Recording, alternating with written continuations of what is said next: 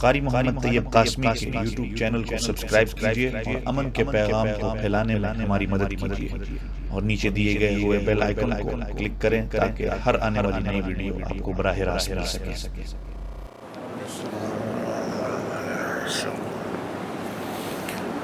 الحمد لله نحمده ونستعينه ونستغفره ونؤمن به ونتوكل عليه ونعوذ بالله من شرور أنفسنا ومن سيئات أعمالنا من يهده الله فلا مضل له ومن يضلله فلا هادي له وأشهد أن لا إله إلا الله وحده لا شريك له وأشهد أن سيدنا ومولانا محمدًا عبده ورسوله صلى الله عليه وعلى آله وأصحابه وبارك وسلم تسليماً كثيراً كثيراً أما بعد فأعوذ بالله من الشيطان الرجيم بسم الله الرحمن الرحيم لن ينال الله لحومها ولا دماؤها ولكن يناله التقوى منكم وقال تعالى في مقام آخر إنا أعطيناك الكوثر فصل لربك وانحر إن شانئك هو الأبتر آمنت بالله صدق الله العظيم وصدق رسوله النبي الكريم ونحن على ذلك لمن الشاهدين والشاكرين والحمد لله رب العالمين الله أكبر الله أكبر لا إله إلا الله والله أكبر الله أكبر ولله الحمد۔ تمام تعریفیں اللہ رب العزت کے لیے، میرا آپ سب کا کل جہاں کا جو پالنہار ہے، بے شمار بے حساب لا تعداد درود و سلام امام الانبیاء فخر دو عالم سید کائنات حضرت محمد رسول اللہ صلی اللہ علیہ وسلم کی ذات اقدس پر، آپ کے گھر والوں پر، آپ کی اولادوں پر اور آپ کے تمام صحابہ پر۔ پرسوں جمعے والے دن قربانی کے حوالے سے کچھ باتیں چل رہی تھی۔ ایک تو سب سے پہلے میں نے مقصد اور فلسفہ قربانی آپ حضرات کو جو سمجھایا کہ ان صلاتی و نسکی و محیای و مماتی للہ رب العالمین، یہ سمجھ میں آ گئی تو قربانی سمجھ میں آ گئی، اور یہ سمجھ میں آ گئی تو پھر دنیا میں اللہ نے جس مقصد سے بھیجا ہے وہ سمجھ آ جائے گا کہ کیا مقصد ہے ہمارا دنیا میں آنے کا، کہ وما خلقت الجن والانس الا لیعبدون، کہ اللہ نے صرف ہمیں پیدا کیا ہی اس لیے ہے کہ ہم اللہ کی عبادت کرنے والے بن جائیں۔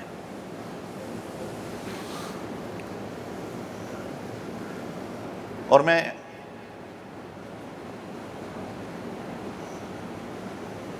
حضرت شیخ الاسلام مفتی محمد تقی عثمانی دامت برکاتہم کے شیخ، ان کے پیر و مرشد حضرت ڈاکٹر عبداللہ عارفی رحمۃ اللہ علیہ کی بات میں نے آپ حضرات کے سامنے رکھی تھی کہ وہ یہ کہا کرتے تھے کہ یہ آیت کریمہ جو ہے ان صلاتی و نسکی و محیای و مماتی للہ رب العالمین، اس آیت کریمہ کا اپنے مسنون اذکار کے ساتھ صبح کے وقت روزانہ انسان اگر اس کا ذکر کرنے والا بن جائے تو صحیح معنوں میں وہ اللہ کے حکموں کے مطابق زندگی گزارنے والا بن جائے گا۔ اس کو ایک لائن نظر آئے گی، ایک توجہ پتہ چلے گی کہ میری زندگی کا مقصد کیا ہے۔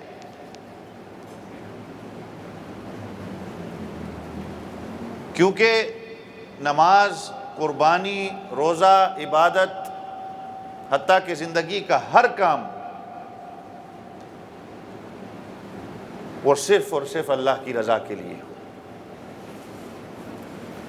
اور علماء نے یہاں یہ معنی بھی لکھا ہے کہ وَمَحْيَايَ، کہ زندگی اللہ کی رضا کے لیے، جیسے میں جمعے میں بات کر رہا تھا کہ ایک تو یہ کہ یہ قربانی کا عمل جو انشاءاللہ آج سے شروع ہوگا یا کل سے کئی ملکوں میں شروع ہو چکا ہے، کہ یہ چھوٹا مظاہرہ کر کے انسان اس چیز پر آمادہ ہو رہا ہے کہ یہ اللہ کا حکم میں جو پورا کر رہا ہوں قربانی کا، اس چھوٹے مظاہرے کو کر کے کل سے مرنے تک میں نے اللہ کے حکموں کے مطابق زندگی گزارنی ہے، محض صرف گوشت نہیں کھانا، محض صرف خون نہیں بہانا۔ جیسے میں جمعے میں بات کر رہا تھا کہ یہ مقصد، جیسے بعض لوگ کہتے ہیں کہ بجائے خون بہانے کے، بجائے قربانی کرنے کے کسی غریب کی مدد کر دی جائے، گوشت تو تم پورا سال کھاتے ہو، تو بات وہاں یہی آتی ہے کہ یہ بات گوشت کھانے کی، پلاؤ بریانی اور باربیکیو کرنے کی نہیں ہے، یہ بات آتی ہے کہ یہ اللہ کا حکم ہے۔ جب اللہ کا حکم آ جاتا ہے تو پھر انسان اس کے اندر اپنی عقل کا استعمال نہیں کرتا۔ مقصد یہ ہے، ورنہ تو حضور پاک صلی اللہ علیہ وسلم کا فرمان کیا ہے کہ 3 دن قربانی کے جو ہیں، اگر کوئی قربانی سے رہ گیا، اس کے بعد اگر وہ قربانی کرتا ہے 3 دن کے بعد اس کی قربانی قبول نہیں ہوتی، پھر وہ عام جس طرح ایک بکرا کٹتا ہے وہ عام بکرا کٹا جائے گا۔ اس کا مقصد وہاں سے پتہ چلتا ہے کہ صرف گوشت کھانے کی بات نہیں ہے، یہ مظاہرہ کر کے دکھایا جا رہا ہے کہ یہ میرے اللہ کا حکم ہے، جس طرح میرے اللہ نے حکم دیا ہے اسی کے مطابق میں نے کرنا ہے، اور جس طرح میں اس جانور کے گلے میں چھری پھیر رہا ہوں اسی طرح میں اپنے نفس کو، اپنے خواہشات کو، اپنے جذبات کو، گناہوں کے گلے میں بھی اسی طرح میں چھری پھیرتا ہوں اور گناہوں کو کچلتا ہوں۔ اور جب اللہ کا حکم ذہن میں تصور جب آتا ہے گناہ کا، تو سوچتا ہے انسان میرا اللہ مجھے دیکھ رہا ہے، تو اسی طرح انسان پھر اس گناہ کو بھی کچلتا ہے، اس گناہ کے گلے میں بھی چھری پھیر دیتا ہے۔ اور دوسرا معنی علماء نے لکھا ہے کہ وہ کام جو مباح ہیں، بظاہراً ان کے اندر کوئی ثواب آپ کو نظر نہیں آتا، مثال کے طور پہ کھانا کھانا ہے، ملازمت کرنا ہے، بزنس کرنا ہے، زراعت کرنا ہے۔ اب ایک بندہ کہے گا بظاہراً تو یہ کوئی ثواب اس کے اندر نظر نہیں آتا، لیکن علماء نے لکھا ہے کہ یہ کام کرتے وقت بھی تھوڑی سی اگر اپنی نیتوں کو درست کر لیا جائے کہ یہ کام میں اللہ کے لیے کر رہا ہوں۔ مثال کے طور پہ آپ جب کھانا کھاتے ہیں، آپ اگر یہ نیت کر لیں کہ یہ کھانا جو میں کھا رہا ہوں اس سے جو مجھے طاقت ملے گی اس سے میں اللہ کی عبادت کرنے والا بن جاؤں گا، اس سے میں اللہ کا شکر ادا کرنے والا بن جاؤں گا۔ الطائم الشاکر بمنزلۃ الصائم الصابر، کھانا کھا کے اللہ کا شکر ادا کرنے والا گویا کہ ایسا ہے کہ جس نے روزہ رکھ کے صبر کیا، اور پھر ساتھ ہی ساتھ وہ حضور پاک صلی اللہ علیہ وسلم کی سنتوں کا اگر اہتمام کرتا ہے تو پھر یہ سونے پہ سہاگا ہو جاتا ہے کہ ایک تو اللہ کے حکم کو سامنے رکھا، جیسے اللہ کے رسول صلی اللہ علیہ وسلم نے کیا فرمایا، ان لجسدک علیک حقا۔ حضرت عبداللہ بن عمرو بن عاص رضی اللہ عنہ کہتے اللہ کے رسول میں پوری رات نماز پڑھوں گا، میں روزانہ کا روزہ رکھوں گا، کوئی دن بھی میں جو ہے روزے سے خالی نہیں رہوں گا۔ تو آپ صلی اللہ علیہ وسلم نے فرمایا نہیں، ان لجسدک علیک حقا، یہ تیرا جو جسم ہے اس کے اوپر بھی کچھ حق ہے۔ ان لعینک علیک حقا، یہ جو اللہ نے آنکھ دی ہے اس کو بھی کچھ آرام کی ضرورت ہے۔ تو علماء کہتے ہیں دوسرا معنی اس کا یہ ہے کہ وہ جو مباح عمل ہیں جس میں آپ کو ثواب نظر نہیں آتا، ملازمت ہے، کھانا پینا ہے، ملنا جلنا ہے، اس کے اندر اگر انسان اپنی نیتوں کو درست کر لے، حضرت آدم علیہ السلام کے وقت سے ہے، 6 سپارے میں اس کا پورا واقعہ آتا ہے، وَاتْلُ عَلَيْهِمْ نَبَأَ ابْنَيْ آدَمَ بِالْحَقِّ، یہ وہاں سے شروع ہوئی ہے۔ کہا تو جاتا ہے سنت ابیکم ابراہیم، یہ تمہارے دادا ابراہیم کی سنت ہے، جس سے کئی لوگ یہ معنی لیتے ہیں کہ یہ سنت یہ وہ سنت نہیں ہے، یہ سنت سے ثابت ہے، لیکن یہ وجوب کے درجے کی ہے کہ قربانی ہر بندے پہ واجب ہوتی ہے جس کا نصاب چاندی کے نصاب کو، جیسے میں نے جمعے میں بات کی تھی، 80,000 روپے جو آج کے ہر حساب سے بنتا ہے، کم و بیش تھوڑا آگے پیچھے، $3,000 ہانگ کانگ کا بنتا ہے. جس بندے کے پاس اتنی سیونگ ہے، ایکسٹرا زائد چیزیں اس کے پاس ہیں، یہ نہیں کہ سال جس طرح زکوٰۃ کا ہے.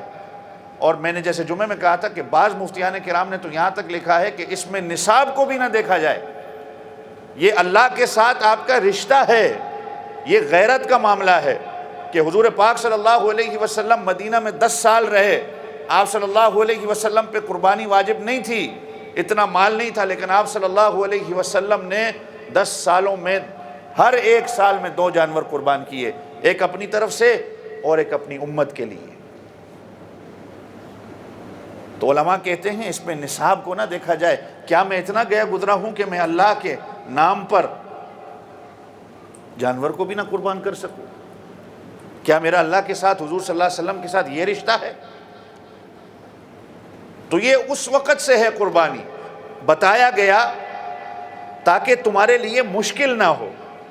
مثال کے طور پہ اگر آپ کو کوئی بندہ کوئی کام دے کہ یہ کام کرنا ہے اور ساتھ یہ کہہ دے بھائی یہ کام تو تمہارے بڑے بھی کر کے گئے ہیں، تو پھر کام میں تھوڑی آسانی ہو جاتی ہے. یار جب ہمارے بڑوں نے کیا ہے تو ہم بھی کر سکتے ہیں. تو اللہ نے قرآن میں جہاں اس کا ذکر کیا، پھر سورۃ الحج میں جہاں اللہ نے قربانی کا ذکر کیا، وہاں پر بھی اللہ نے کہا یہ پرانی امتوں پر بھی تھی.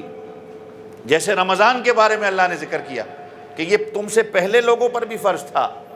قربانی کے حوالے سے بھی اللہ نے کہا کہ جس طرح پہلے لوگ گزرے ہیں. اور یہ جو میں نے آیت کریمہ پڑھی فَصَلِّ لِرَبِّكَ وَانْحَرْ، اس سے تو ثابت یہ ہو جاتا ہے کہ فصلی پہلے نماز پڑھو. یہ عید کی نماز کا بھی اس کے اندر آ گیا. فصلی لربک، نماز پڑھو، وانحر، اس کے بعد قربانی کرو. یہاں سے یہ عید الاضحیٰ کی نماز بھی ثابت ہو جاتی ہے. اور حضرت حسن بصری رحمۃ اللہ علیہ، اللہ کتنا بڑا نسبت دیکھیں حضرت حسن بصری کی. ایک تو 500 صحابہ کے شاگرد، زور سے سبحان اللہ کہتے ہیں، 500 صحابہ کے شاگرد حضرت حسن بصری، میرے اور آپ کے امام ابو حنیفہ رحمہ اللہ کے استاد. یہ نسبت ان کی ایک. دوسری نسبت ان کی کیا، بڑی پیاری نسبت حضرت حسن بصری کی، کہ ان کی اماں ام المؤمنین حضرت ام سلمہ رضی اللہ عنہا کے گھر کی خادمہ تھیں. تو جب یہ پیدا ہوتے ہیں، خادمہ ہونے کی وجہ سے ان کی اماں ایک مرتبہ کسی کام سے مصروف تھی اور حضرت حسن بصری کو دودھ کی ضرورت تھی، تو یہ روئے تو ان کو دودھ حضرت ام سلمہ رضی اللہ عنہا نے پلایا. تو اس حساب سے یہ حضور پاک صلی اللہ علیہ وسلم کے رضائی بیٹے بھی بنتے ہیں.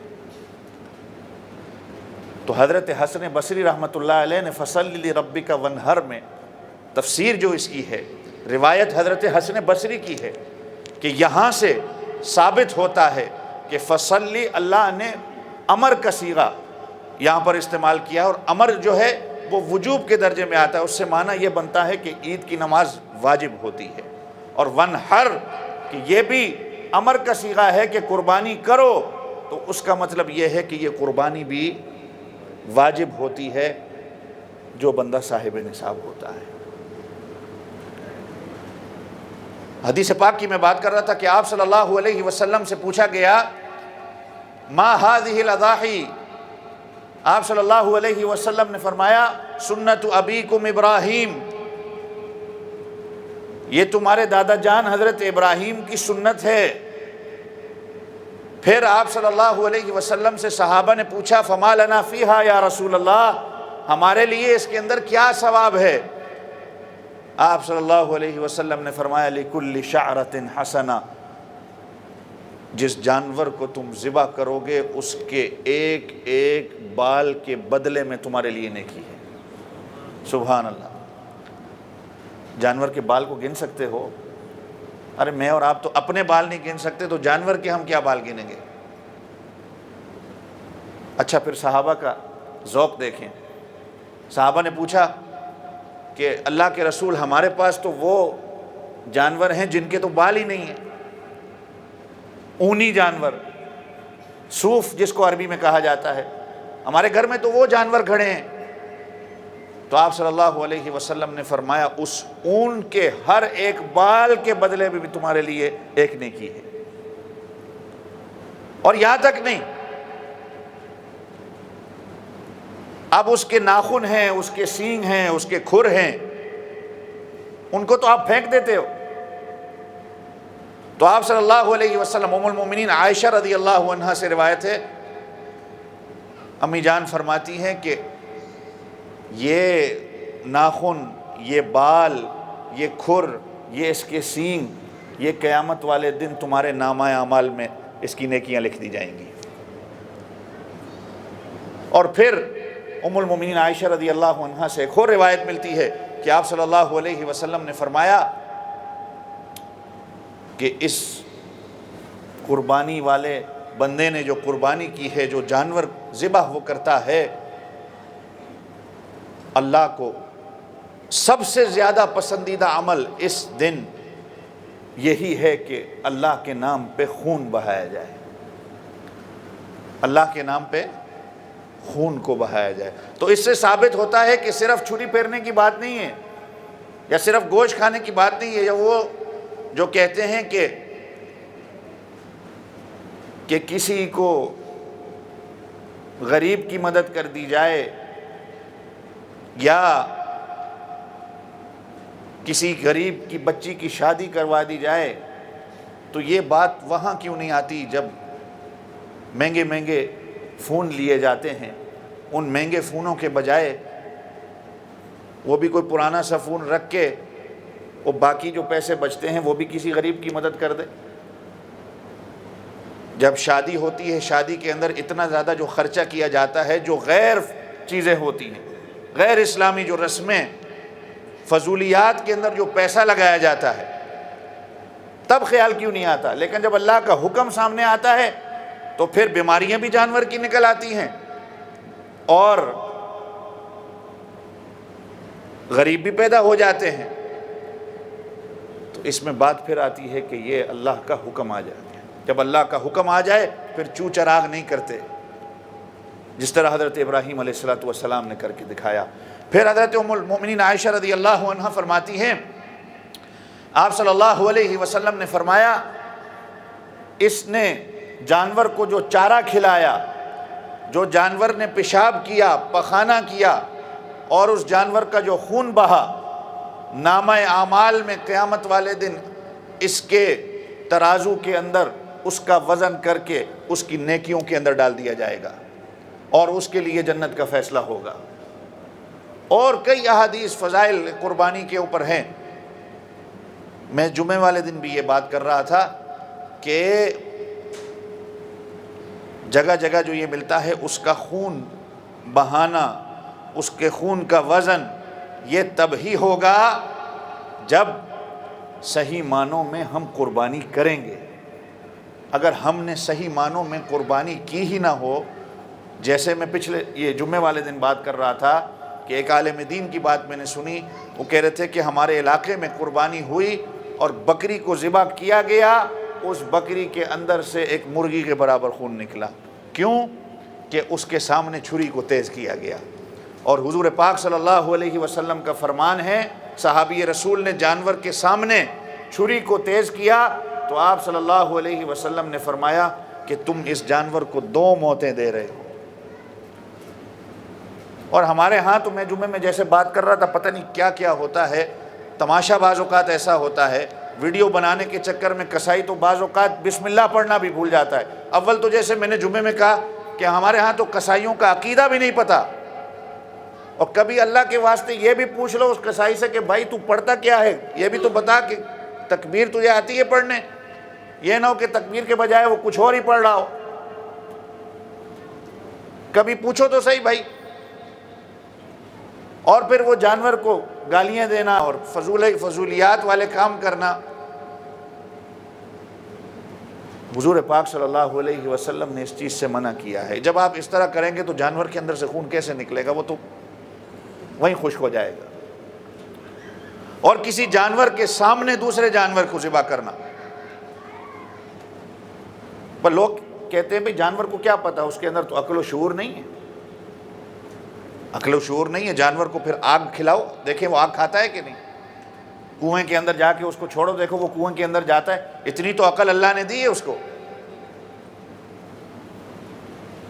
ان سنتوں کا اہتمام خاص کر کے، جیسے حدیث پاک میں نے پچھلے جمعے بھی بات کی تھی کہ من تمسک بسنتی عند فساد امتی فلہ اجر 100 شہید، کہ جو فتنے کے دوران، فتنے کے وقت میں میری سنتوں کا اہتمام کرے گا، اللہ اس ایک سنت کی وجہ سے اس کو 100 شہیدوں کا ثواب دیں گے. یہ کتنی بڑی بات ہے. اور قربانی کے مسائل سے میں اور آپ واقف نہیں. کسی بندے کو بعض کا جیسے کہہ دیتے ہیں سنت ہے. ایک بندہ کل بھی یہی بات کر رہا تھا کہ میرے اوپر واجب تو ہے لیکن میرا ارادہ نہیں ہے کرنے کا. میری بیوی کے اوپر واجب ہے تو اس کی طرف سے میں کر دوں گا، لیکن میرے اوپر جو واجب ہے میرا ارادہ نہیں ہے اس دفعہ کرنے کا. بھائی جو تمہارے اوپر واجب آتا ہے وہ تمہارے اوپر آتا ہے، جو تمہاری بیوی کے اوپر وجوب آ رہا ہے وہ اس کا اپنا ہے. ایک بندے نے اگر گھر سے قربانی دے دی تو سالوں کی پوری نہیں ہوگی.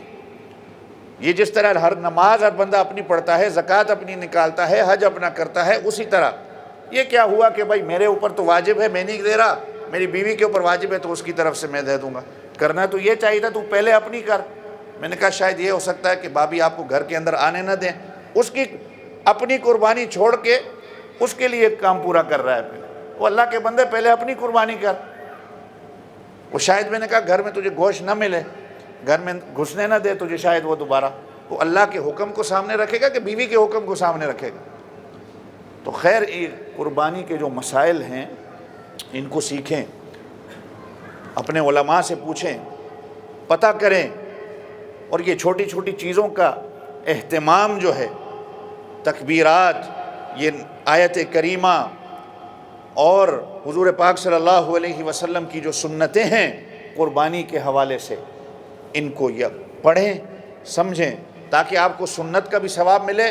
اور بجائے گناہ کے ہم سمجھ رہے ہیں کہ ہم قربانی کر رہے ہیں، وہ ثواب کے بجائے الٹا ہمارے لیے وبال بن جائے، ہمارے لیے گناہ بن جائے. بجائے عبادت کے ہم لوگوں کو تکلیف دینے والے بن جائیں. اور اس کے بعد جو تکالیف لوگوں کو ہوتی ہے کتنی، آپ کے یہاں یا آپ کے ملکوں میں بھی آپ کو پتہ ہے کہ قربانی ایک دفعہ ہو جاتی ہے، اس کے بعد جو مسائل کتنے، ہم نہ صفائی کا خیال ہے نہ کسی پڑوسی کا خیال ہے. عبادت اپنی جگہ کی لیکن اس عبادت کے بعد جو ہے وہ گناہ اپنے سر لے لیا. تو اللہ تعالیٰ مجھے آپ سب کو عمل کرنے کی توفیق عطا فرمائے.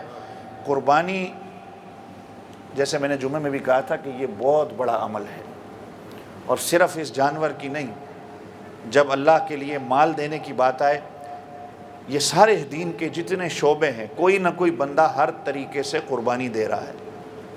امام مسجد ہے وہ قربانی دے رہا ہے، آپ یہاں نماز کے لیے آئے ہیں آپ قربانی دے رہے ہیں، کوئی اللہ کے راستے میں جہاد کر رہا ہے وہ قربانی دے رہا ہے، جو قرآن پڑھا رہا ہے وہ قربانی دے رہا ہے، جو تبلیغ میں وقت لگا رہا ہے وہ قربانی دے رہا ہے.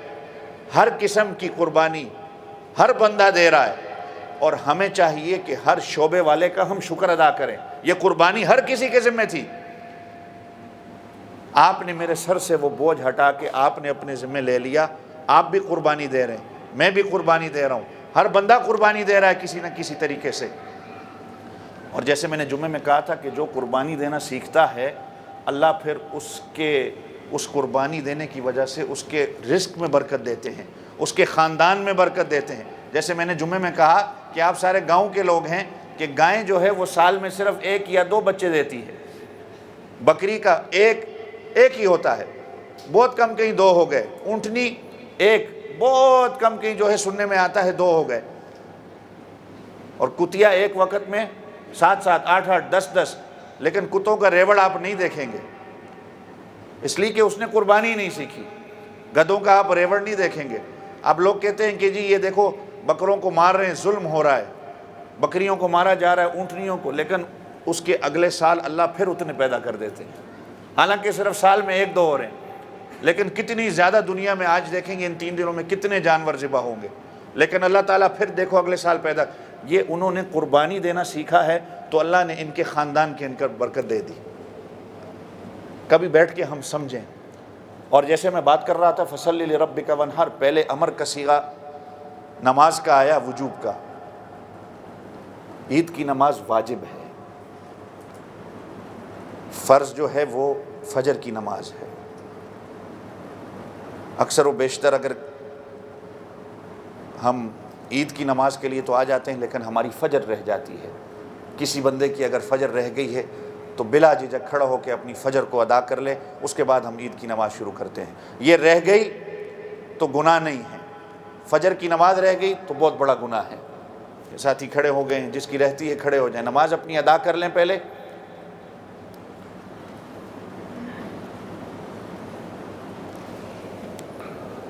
اللہ اکبر، اللہ اکبر، لا الہ الا اللہ، واللہ اکبر، اللہ اکبر وللہ الحمد. یہ دل سے تکبر آپ کے دور کرتا ہے، دل سے بغض، کینہ، حسد، یہ بیماریاں اپنے اندر سے ختم کریں. جیسے علماء نے کہا نا کہ مجلس کے اندر بیٹھتے ہو تو مجلس کو گرم کرنے کے لیے ہی کسی پہ بہتان بازی اور غیبت کرتے ہو، بلا تحقیق کسی کے بارے میں بات کرتے ہو. کوئی پتہ نہیں ہوتا کہ اصل کہانی کیا ہے، لیکن بلا تحقیق مزے لینے کے لیے، اپنی مجلسیں گرم کرنے کے لیے غیبت، چغلی، بہتان بازی جہاں پر یہ زبان سے نکلتی ہے تو سمجھ لو کہ اپنے مردار بھائی کا گوشت کھا رہے ہو. اسی وقت سوچو ابھی تو میں قربانی کر رہا ہوں اللہ کی خاطر، میں نے جب اتنی قربانی کر دی تو کیا 5 منٹ 10 منٹ میں اپنی زبان کو بند کرنے کی قربانی نہیں دے سکتا؟ کیوں میں گناہ اپنے اوپر مسلط کروں؟ بازار میں جاتے ہو، نگاہ غلط جگہ جاتی ہے، دل کرتا ہے کہ نگاہ کو غلط جگہ پہ لے کے جاؤں، تو جہاں قربانی کر رہے ہو، یہ چھوٹا مظاہرہ ہے، جہاں یہ کر رہے ہو تو وہاں یہ نہیں کر سکتے کہ میں اللہ کی خاطر اپنی اس نگاہ کی قربانی دوں. یہ نہیں کہ میرا پیر مجھے دیکھ رہا ہے، میرا دوست مجھے دیکھ رہا ہے، میرا بھائی مجھے دیکھ رہا ہے. حضور پاک صلی اللہ علیہ وسلم نے فرمایا جو اللہ کی خاطر نگاہ اٹھتی ہے اور وہ اللہ کی خاطر اس نگاہ کو ہٹاتا ہے، اس کو اسی دنیا میں اللہ ایمان کی مٹھاس نصیب کرتے ہیں. اپنے دل میں وہ ایمان کی مٹھاس کو محسوس کرتا ہے. تو یہ تکبیرات کے دن ہیں. جیسے کہ صحابہ کرام، ہم لوگ تو ایک آدھ ہوگا جس میں سے آج بھی آتے ہوئے بھی کسی نے تکبیر پڑھی ہوگی، سوچیں ذرا. اور ایک آدھی ہوگا جو جاتے ہوئے بھی اپنے گھر میں تکبیر. اس میں تو ہمیں زور زور سے تکبیرات کا کہا گیا ہے تاکہ چلتے پھرتے تصور آپ کا یہی ہو کہ اللہ میں نہیں، اللہ بڑا ہے، میرا مال نہیں، میری قربانی نہیں، اللہ کی ذات بڑی ہے، اس نے توفیق دی ہے تو میں دے رہا ہوں، یہ احسان میرا نہیں ہے. پتہ ہے کیا، ام المومنین عائشہ رضی اللہ عنہ، حدیث سامنے آ گئی، ان کے بھانجے جب حضرت ام المومنین عائشہ رضی اللہ عنہ ان کو زکوٰۃ دیتی کہ یہ جا کے کسی کو زکوٰۃ دو یا یہ صدقہ دو، میں اور آپ جس طرح کرتے ہیں تو کہتی تھی کہ یہ زکوٰۃ اور صدقات جب کسی کو دو تو یہ نہیں کہنا کہ یہ لو اور میرے لیے دعا کرو.